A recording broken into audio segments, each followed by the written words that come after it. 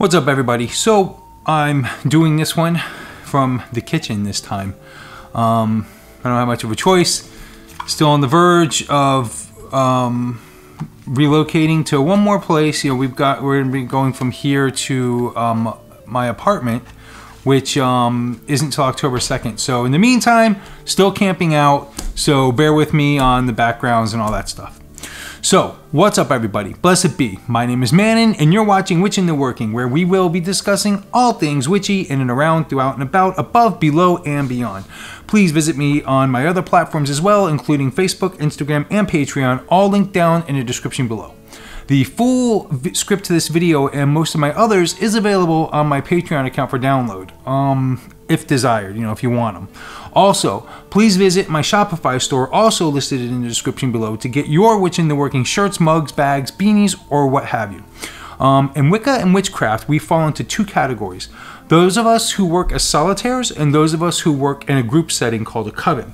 Each circumstance has its own pros and cons, which can be found in a video linked above, solitaires versus covens, also in the description and down below. There's also another scenario that many of us fall into, and that is the scenario of deciding to start your own coven and teach others the mysterious ways of witchcraft and Wicca. Holly, you can't do this. Come on. Let's go. Come on. Holly, go. Go. In this episode, we're going to talk all about covens, priests, priestesses, and coveners. Go grab your wine, soda, water, or whiskey, and sit back and let's get into it. Roll the intro.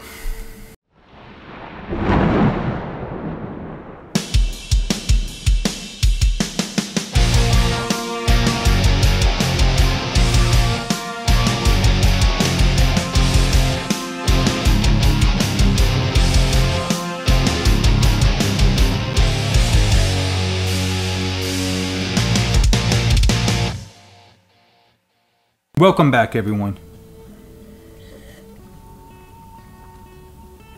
Oh, such good stuff. So, as I stated, there are two scenarios for your average witch in this wide world of witchcraft and Wicca. And that is to either be a solitaire witch or a coven-dwelling witch. Both have their pros and cons, but I myself am partial to working with a coven because of the camaraderie, strength in numbers, magically speaking, and strength in numbers, educationally speaking as well. The more minds, the merrier as far as I'm concerned. Today, we're going to talk all about covens. What is a coven? A coven is a group of witches that practice and worship together, most likely in a like-minded scenario or tradition of Wicca or pagan structure of some kind. Usually a coven will consist of a high priestess and or high priest, but not necessarily. Most all established traditional covens will have a high priestess and priest that help guide the group, but some eclectic covens will just have a group of individuals with no supposed hierarchy, and it's left to the group to maybe take turns leading a ritual or guiding a spell, or casting, for instance, or what have you. In traditional covens, it's very important to realize that even though there may be a high priest and priestess, this does not mean that the priest and priestess are there to rule over the said coven and boss people around. And these positions are simply there as to guide and lead certain aspects of ritual and circle temple itself.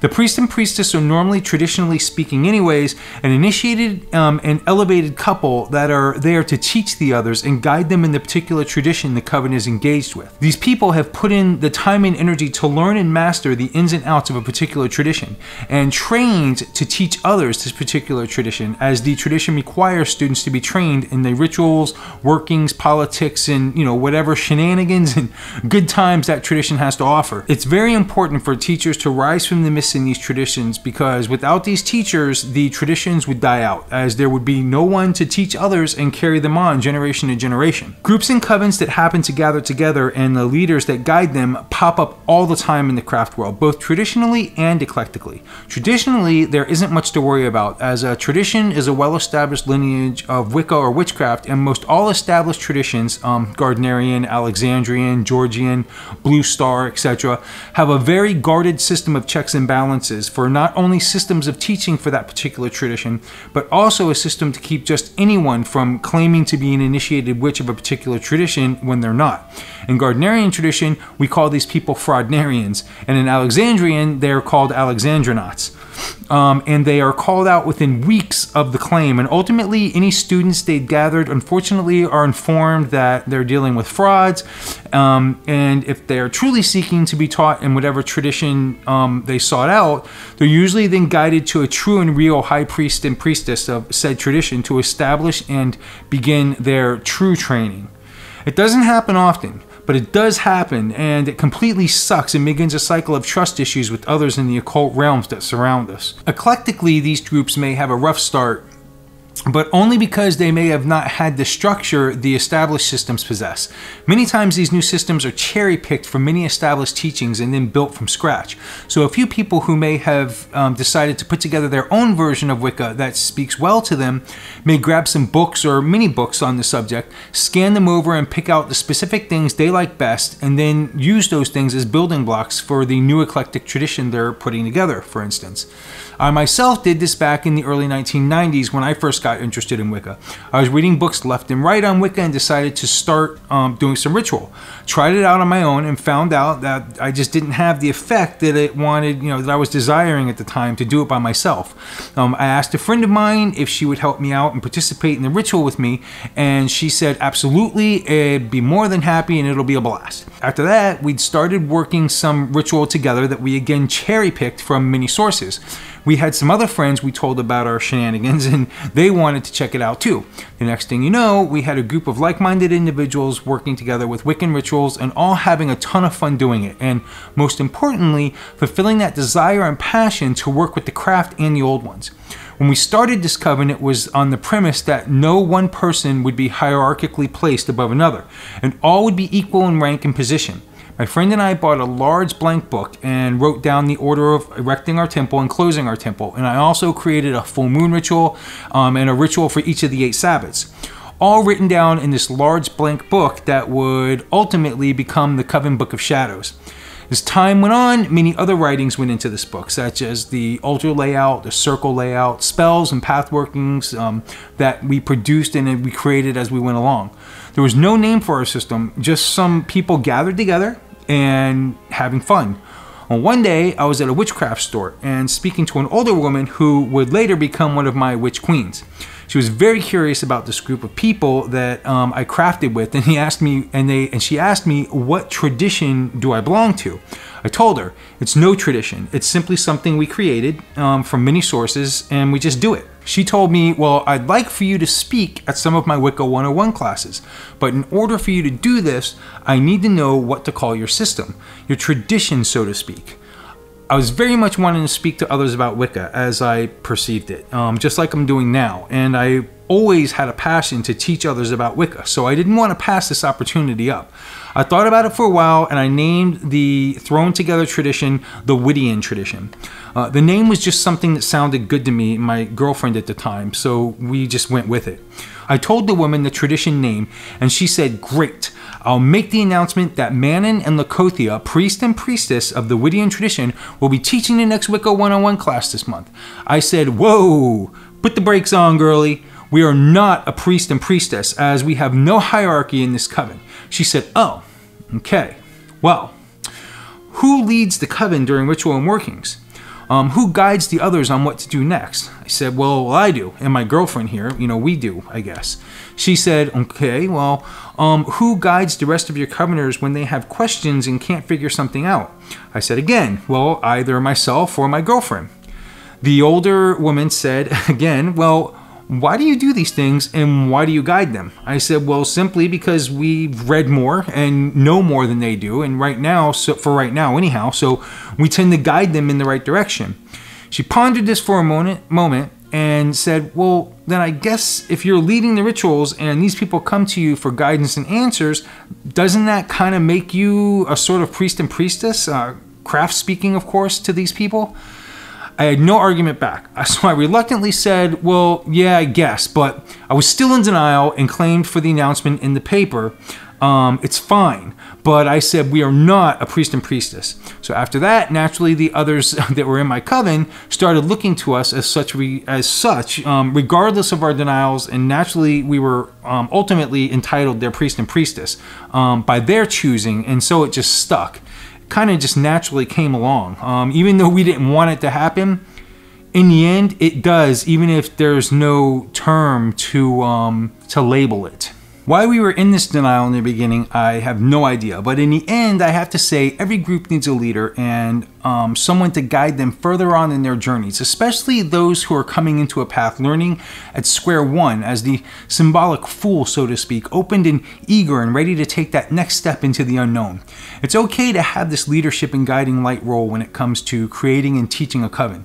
Just make sure your ego doesn't get in the way and keep an open mind for others' input and ideas. I've always said that especially with teaching a group of witches, as a teacher, this is when your true learning starts, when you begin teaching others. I tell all of my students that I spin off to start their own groves, that this is when they will truly begin to learn the most. So now that I've told you my little story as to when I first started teaching others within my eclectic tradition called Wittian, one of the things I've noticed with my time doing Witch in the Working videos is that I get a lot of questions from people who, like myself, before I became a Gardnerian, they would like to start a coven of their own. And I say yes, yes, yes, absolutely, and more power to you. So what I would like to do with this video is speak especially to those of you who are starting a coven from scratch. And a lot of this can go for traditional teachers as well, though some of you who are carrying on and teaching an established tradition may have certain things you do other than what I'll be talking about and introducing. Let's pick this apart and unbox the scenario. You and your partner, if you have one, have been practicing and learning about Wicca, witchcraft, or what have you, and you feel the desire and passion to teach others and share their excitement as they learn and journey through this world of magic like you did when you first started out. That wonderment and newness is hard to obtain again once you get going, but you'll never forget it as an amazing and magical time of your life when everything coming at you is fresh, new, and chock full of magic and mystery. For starters, if you don't have one already, I totally recommend you take on a working partner to begin to achieve that balance of priest and priestess, or depending on your group, maybe priest and priest or priestess and priestess. Regardless, that working partner is very important. It achieves a certain balance in the eyes of the students and also allows for more openness in keeping things from seeming cult-like or like everything is pointing to one person. This religion of Wicca possesses a god and goddess. It's best that there be an embodiment of these two forces that exist within the physical circle. And these embodiments of the god and goddess are the priest and priestess. So again, if you can manage it, get a working partner to work alongside and help each other to teach and guide the others.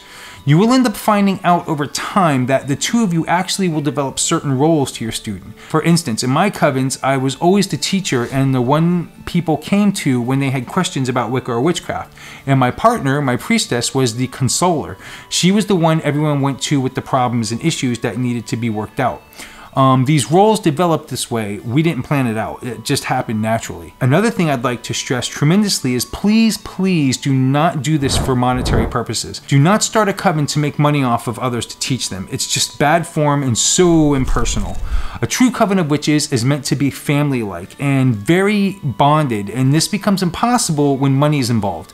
So how do you host your coven and cover the cost, which can get pretty taxing?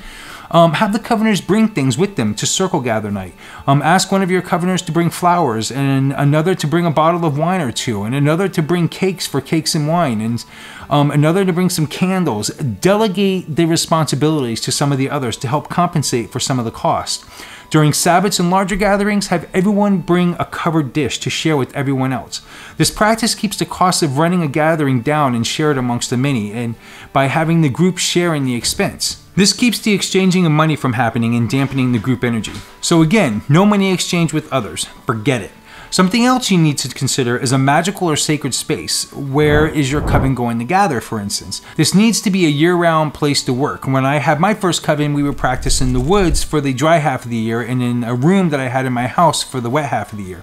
In South Florida, there's a wet and dry season, but you may find it different in your area.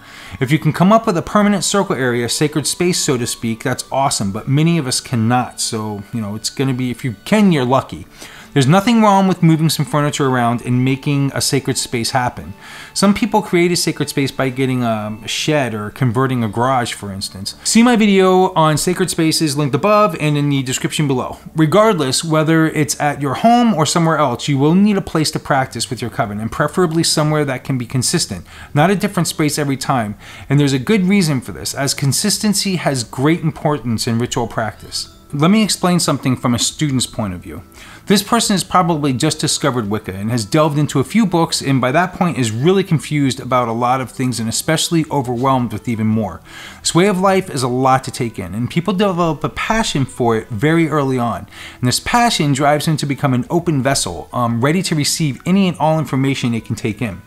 Problem is, there's a lot more information to absorb than the opening of their vessel can take, as the information comes fast, full, and plentiful, and is not exactly a linear form of teaching. More often than not, the teachings for this Religio Magic has many facets that strike the new bewildered student from around every corner.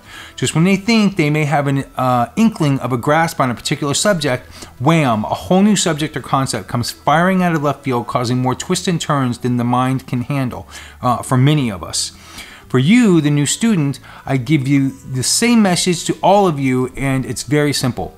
Patience. Take your time. You have plenty of time to learn all about this world of witchcraft, and indeed you will, but you have to take the challenges in increments.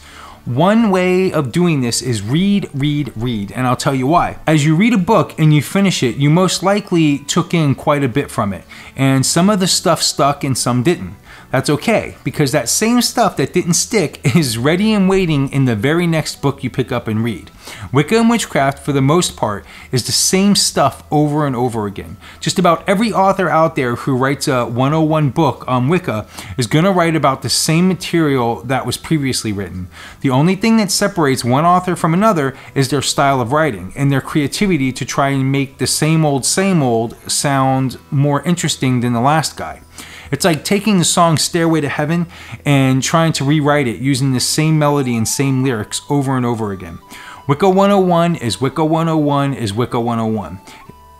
It is what it is. So my point is, if you as a student read a book about Wicca and don't grasp every single little thing, that's okay. Get another book and read it, and two things happen. One, you get validation for the things you did grasp, which gives you a sense of confidence that, oh yeah, I know that already. And two, for the things you did miss, you now have the opportunity to get a second, third, fourth, or whatever chance to learn and make it stick. Eventually, what's going to happen is you're going to buy a new book, and from beginning to end, you're going to understand everything the author's talking about, and the state of anxiousness and feeling of overwhelming confusion will slowly begin to dissipate. Now, let me explain something from a teacher's point of view. You need to be confident in your teachings. Don't confuse this with egotistical, as they are two very different things, and especially in the craft world, ride on a thin line together. It's so easy to cross the line from confident to cocky and arrogant, and arrogance can be very dangerous and get you into a shit ton of trouble. Unfortunately, the scenario of starting an occult-based group has had many dark avenues that have been created by dark people, those out with a different agenda who may have even started off with good intentions and then took advantage of their grasp they have on over the confused and hungry students. These students willing to do anything to get to the next tidbit that will bring them closer to this so-called enlightenment stage. It's sad and unfortunate, but it happens. Also, as a teacher, you need to be a good judge of character when it comes to accepting students in your coven. Remember, it's not just you that you need to be concerned about, but also the safety of the people you already are happily working with. It's very easy to bring in a troll into your harmonious coven, throwing in a wrench in the works, so to speak. Keep an eye out for the signs of a troll. This is called troll spotting. I have an entire video linked above about trolls, and also I have it down in the description below. Have a structure set up for your new coven. Make some important decisions ahead of time before even interviewing your first students? Are you going to have an altar in the middle of the circle or set to the north at the edge of the circle like some traditions do? Are you going to have a round altar for ease of flow within the circle, or are you going to have a square rectangular altar? What colors are you going to use for the quarter candles and why? Always have a reason why for anything. You'll be amazed how students will nitpick and ask these questions. If you don't know something, simply say so. Maybe you can even have your student help you find the answer to said question, and then you both have learned something together. This builds on trust and relationship 1,000-fold. It's okay not to know something and should be embraced as an excitement because you're about to learn something new. And trust me, as the years go by, the learning something new about the craft world begins to diminish. Is your coven going to work robed or sky-clad? If you're wearing robes, what color are they going to be? Is there a specific design? Is jewelry allowed in circle? Will you be working with a degree system involving initiations and elevations? What day are you going to circle and what time frames? Will you have some rules and regulations, and how are you going to enforce them? There are a lot of details that go into borning a coven and helping it grow over the years. Another important aspect is to have an erection of the temple and closing of the temple designed and somewhat memorized for the most part before you even bring in your first students. This is good to do so that you will be giving your students the confidence that their teachers have worked with this for some time and know what they're doing. One of my biggest pet peeves is attending a circle with an established group and watching the priest and priestess read from the BOS, or worse, read from note cards while you cast circle or call quarters. At least put in the time and effort to memorize these few things that happen away from the altar. Erecting the temple is a piece of the ritual that is establishing to building of the temple. This is always done before the meat of the ritual, the Sabbath or full moon ritual, for instance. Closing the temple is the opposite of erecting the temple, in that this is the releasing of the circle, mighty ones and energies that have been raised and called upon during erecting the temple and the ritual itself. So in essence, ritual is like a sandwich. Erecting the temple and closing the temple are like the two pieces of bread, and the ritual in the middle is the meat. So the bread is usually always the same, but the meat in the middle changes all the time. One day it's ham, the next day it's turkey, and the day after that peanut butter and jelly. But the bread, it's the same thing each time. See my video on ritual above or link below in the description for a better lesson on the specifics of ritual. And again, as far as the Sabbats and certain other rituals, it's okay to change those up yearly even if you wish. And it's okay to read those from the BOS, flashcards, or loose paper, as these are things that are done far and few between, unlike erecting and closing the temple that happen every single circle. So as far as doing like rituals that only happen like once a year, it's okay to have some assistance in reading those off of something. Also, I recommend that when you do have a gathering, make it count. Don't just cast circle to cast circle. Always have a reason. It's going to be best to set aside at least 3 or more hours for your circle nights also. And I personally recommend teaching about a subject on the outside of the circle, for instance, before circle, and then go into circle and demonstrate the technique or teaching. For instance, if I do a lesson on making poppets, at 7 p.m. sharp, my coven's expected to be at the covenstead. The covenstead's the place the coven circles, and ready to learn. I will then go over the history of poppets, for instance, and what they are and how they're made, etc. Heck, may even go ahead and make a few. But then we will go into circle and actually empower them and put them to use. During Sabbats, these should be observed for just celebrating and having a good time, other than teaching about the Sabbath itself. Teaching and magic are usually refrained from doing on Sabbats. They're usually, again, just for celebratory practices and honoring the gods and goddesses. Have a god and goddess predetermined with your coven. This is totally a matter of preference. Personally, I always use the terms Lord and Lady or God and Goddess, and don't stick a label or name to the deity force being worked with. I'll let my coven know that they can insert whatever god and goddess they choose to work with if they choose, as long as they keep it to themselves when working ritual. This way they're not stepping on someone else's toes who may worship a different god and goddess. Keeping it open-ended allows for students to incorporate their own decisions of god and goddess into their practice. Another important factor to incorporate into your new coven would be to design a curriculum for what you and your new coven will go over moving forward. This can be exciting, as this is how and what you'll teach your group moving forward. It might contain things like history of the craft, methods of raising energy, all about Samhain, all about Beltane, drawing down the goddess, poppet magic, herbal sachets, magic mirrors, etc., etc. The list can go on for a good length of time, so I'll stop there. I include a sample list below so you can copy and revise as needed for ideas what you can bring to the table for a curriculum. Don't be afraid to stray from the curriculum as well, especially if a student asks to learn about a specific thing. If this happens, then go ahead and feed their request if it can be done. One thing I personally learned was don't try and place a curriculum on a date on a calendar. This almost never works out, and you'll most likely return to cherry picking the lesson as you move forward. What's that saying? I think it's we plan and the goddess laughs or something like that. It just doesn't work out most of the time. Whether you decide to share this curriculum with your coven or not is up to you. Personally, I keep it to myself and make it a surprise as the next circle night approaches. Sometimes you'll need for them to bring supplies on a specific night for a specific lesson. If this be the case, make sure you tell them all a good week ahead of time to give them plenty of notice. A lot of groups will practice bi-weekly and some monthly. I like doing bi-weekly as it allows a week in between to absorb and practice, whereas weekly can get to be way too much for everyone. For those who want more faster, the extra weeks bring the anticipation and leaves them wanting more, so to speak. And believe it or not, those 2 weeks go by very fast, especially when they have homework to do, which is very prevalent when teaching. Monthly tends to be a little bit too long, however, and can cause impatience amongst the group and sense of not doing enough. I'm a strong advocate for bi-weekly and will never stray from that formula, as I've tried the others and they just didn't work. Bi-weekly always works the best. Pathworkings and journeys. Part of being in the craft is experiencing journeys and self-discovery. This is actually a major part of the craft, as knowing oneself and our limitations is a major function towards our magical abilities. I have a video on pathworkings linked above and below in the description. Check it out and incorporate this into your teachings. Working with the elements should be one of the first pathworkings you do with your group, as the elements are what we are and a huge part of the craft. See my video on the elements above and listed in the comments in the description below.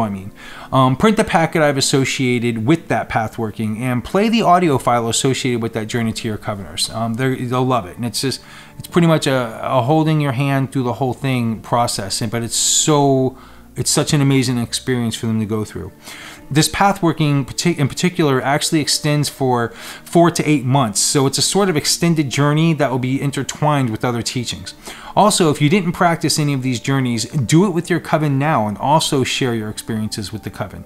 I've done this quite a few times simply because every 7 years we change drastically, a little physically, but mentally and magically much greater. So I love to see where I'm at with certain journeys in my step-to-step life and evolvements and changes.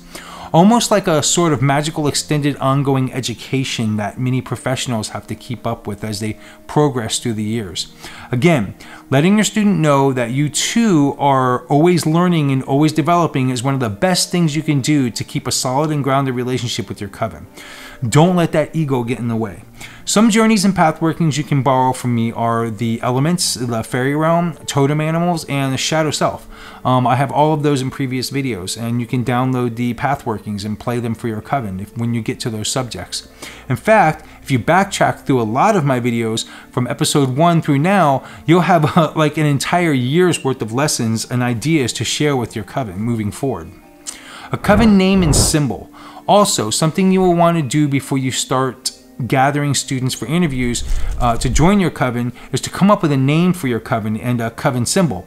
For instance, my eclectic coven was called Children of the Dancing Moon, and my first Gardnerian coven that I joined was called Path of the Sacred Grove.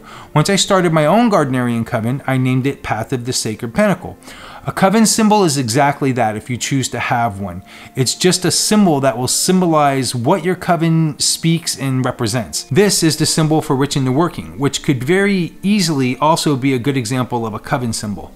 Naming your coven and giving it a symbol just kind of brings everyone closer together and just feeling like they're a part of something more readily.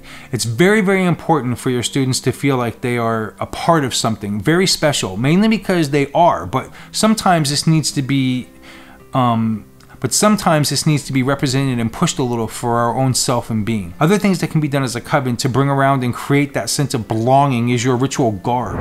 Have them create and make their own robes if you can. Come up with a color you may prefer them to wear. For instance, all of my new students are required to make or buy a green robe for their outer court training. Outer court training is the year and a day of training a new student receives in Gardnerian practice before they're initiated. Once you're initiated, you end up working sky-clad or naked from there, so the robe is no longer necessary unless you attend the outer court circles with new students or maybe some public circles or rituals. This is only for Gardnerian and like Alexandrian practice. You do whatever you want. Have your students make some of their tools also. This again gives them a sense of creating something very important for their religious passion and practice.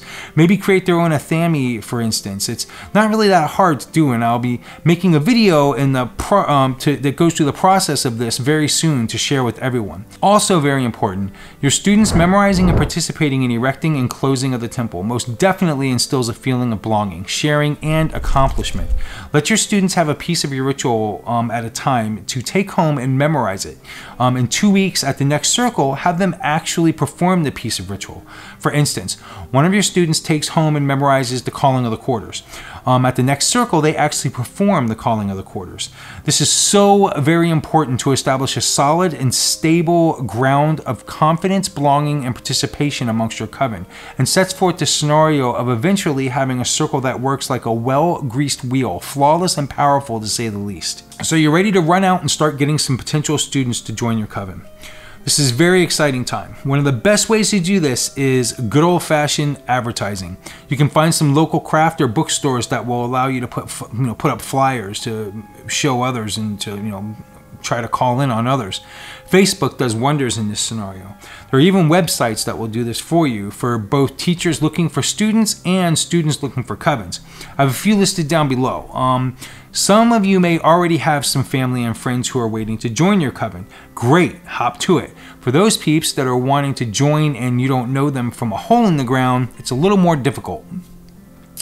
This is where an interview process is necessary, and we'll need to weed out some of the trolls, so to speak. Create a list of questions you'd like to ask the potential student and meet with them at a public location like a coffee shop or something for the interview. If all goes well, have them come to a circle. Try and make it like a Sabbath, as this is a celebration and a more laid-back fun experience for the potential student. After that, ask them if they enjoyed the experience and if they would like to come back for training. If so, make the next circle their first teaching circle. And I totally recommend creating a dedication ritual that is a short, meaningful ritual that will dedicate them to working with your particular coven and being a part of your tradition. This is not an initiation, it's simply a dedication, and there's a huge difference. To learn more about initiation versus dedication, please see my video linked above and again down in the description below. Again, this dedication makes the student feel like they're a special part of something big in their lives, and also marks a turning point and special moment that they will remember for years to come. So let's go over this process in a nutshell. If you're interested in beginning your own coven and or tradition of Wicca, first and foremost, build your system. Have a partner or even a few others help with this if need be. Structurize your system. In this scenario, there almost always needs to be a leader to help guide. It's no different than anything else with a group of people. Without a leader or someone to guide, it will fall apart and quite quickly. Name your coven. Inquire for some students and get to teaching. Most importantly, work together and remember that you're not above your students. You're simply guiding them and teaching them, sharing your knowledge and experiences. The whole point in the end is to develop a group of like-minded individuals to grow with, both yourself and them, to grow in this craft world and experience things that many others will never give themselves the opportunity to do so. Mostly because they're either ignorant and because of ignorance and idiocy. I'm totally here to help you all with any questions, as this is a huge subject to conquer. My email's listed below in the description. If you have personal situations and you want to ask me something, go over and ask whatever, go for it. So that's going to wrap up this episode of Witching and Working. Are you interested in running a coven? Let us all know in the comments below. Do you have questions or ideas about running a coven or content for teaching? Let us know below also. Are you already a teacher, teaching others in a coven or a group scenario? How do you feel about it? What has it done for you in your own growth? Tell us, share with us. If you like this video, please give me a thumbs up and subscribe if you haven't already, and be sure to ring that little bell to be reminded of future episodes to come. I love you guys and gals and look forward to seeing you for the next video. Blessed be.